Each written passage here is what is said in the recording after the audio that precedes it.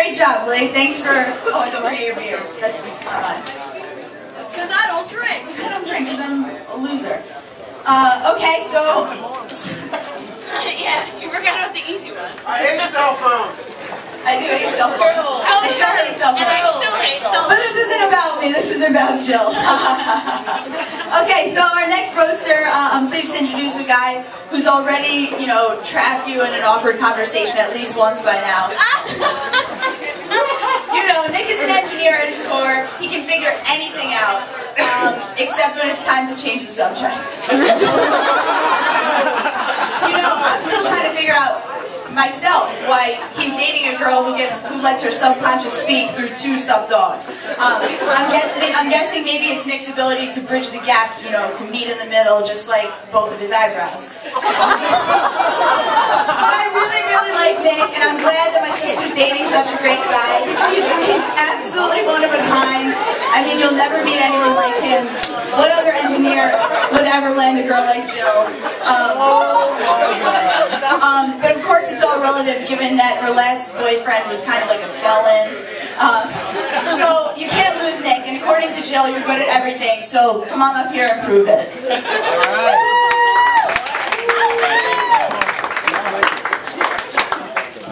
First, before I start talking, I want to give a big thanks to PKs for having us here. Yes.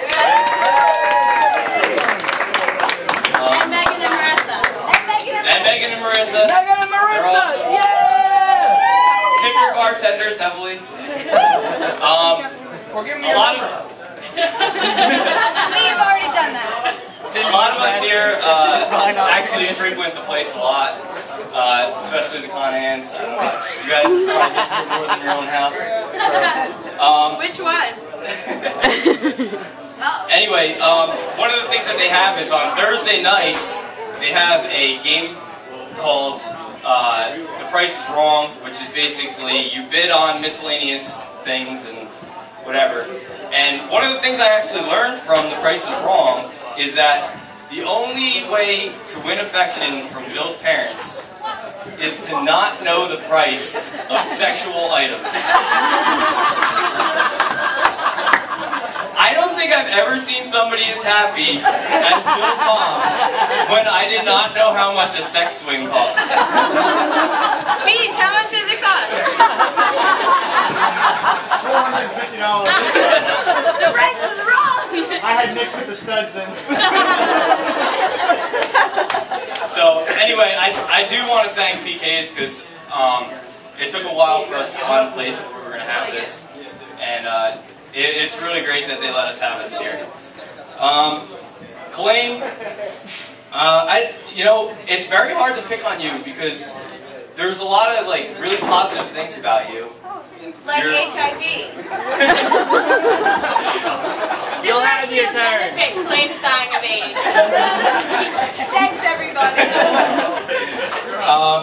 I mean, pretty much the only thing I know about you is that you dress like Rainbow Bright and you run marathons. And I mean, that's pretty much all there is to say. The one thing I was thinking was that perhaps when you were born, there was a little smudge on your birth certificate, and instead of saying Colleen, it actually said kaleidoscope for all the different colors that you usually wear. Oh, these old things? Yeah, you're not really backing me up here. Yeah. Don't even fit. The shoes are. Very plain. Yeah, it's with that. It's not really like a flashy type atmosphere, Mary, but I'll see you at DJ's on Sunday. Don't you know, pump it up. Got to pump it up. Danny, I wanted to point out to you that you're all good for tonight. Lauren's sitting right over there. She doesn't need to make any 45-minute hour, to an hour trip down to Atlantic City to come pick you up. She's right there, guys. I want to thank Lee for not falling asleep yet. We've been here for like 45 minutes or so. He's had a couple beers, usually his head's down on the bar by now.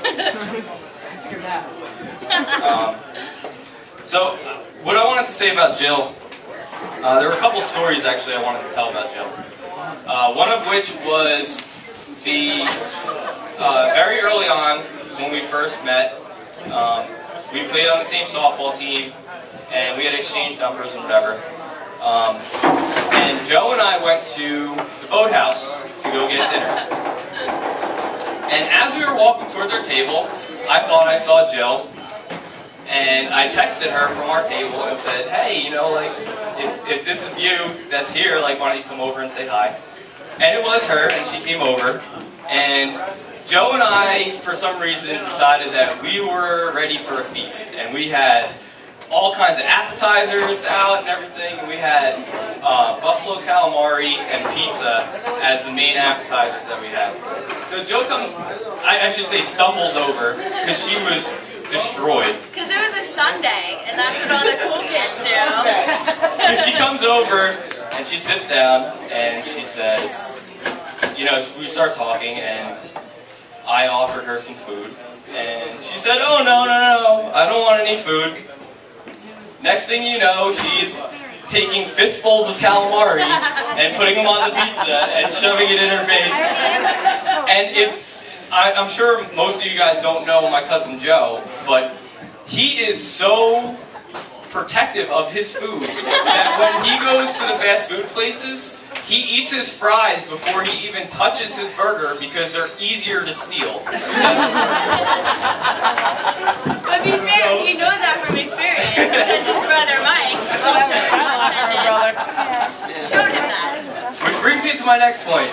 Jill eating rotten food.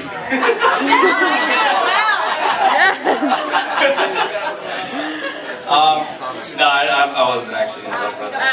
Well, I do that. So, there's a lot of things that I could make fun of Jill about.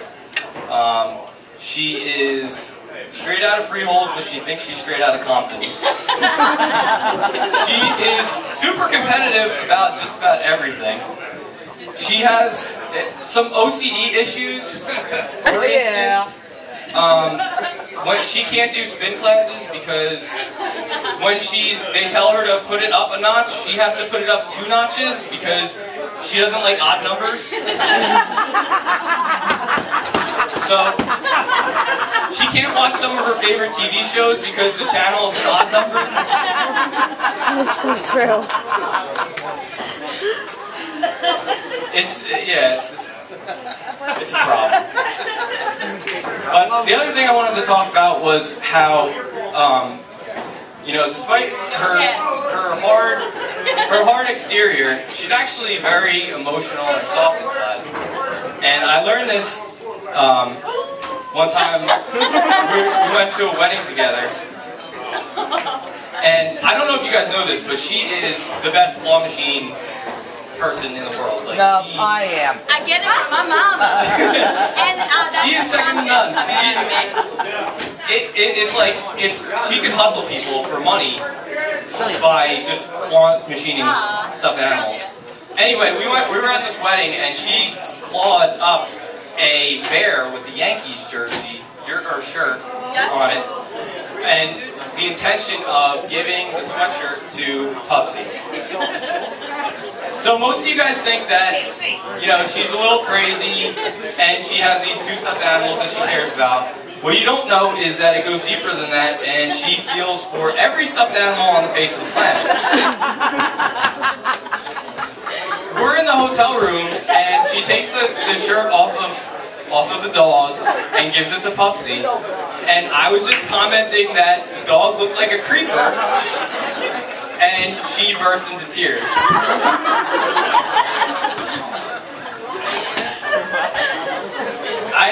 Tell them what I said. I said, in tears, he gave Pupsy the shirt off his back. This is so hard to tape because I'm laughing and shaking. That is 100% true.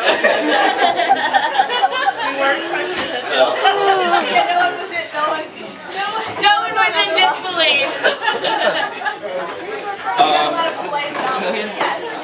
Yeah, so, you know, even though she takes more risk with her fashion than Mike Soltis does at a poker table.